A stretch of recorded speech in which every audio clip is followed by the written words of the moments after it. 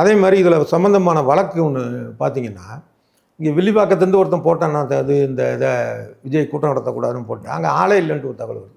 அந்த பக்கம் அரசியல் பார்த்தீங்கன்னா, விஜய் இதில் ஒரு சின்ன பையன் செத்து போயிட்டான். அவங்க அப்பான்னு சொல்லி ஒருத்தன் கேஸ் போடுறான். அவன் பொண்டாட்டி சொல்லுது, எனக்கு அவனுக்கு இப்போ இது விவாகரத்து ஆகிடுச்சு, குழந்தையே பார்த்துக்கிறதுல இது பண்ணல. அப்போ 2 பேருமே வந்து அரசியலுக்கான ஒரு விஷயமாகவும் மக்கள் மீதான அக்கறையின்மையும் இதான் இருக்குது.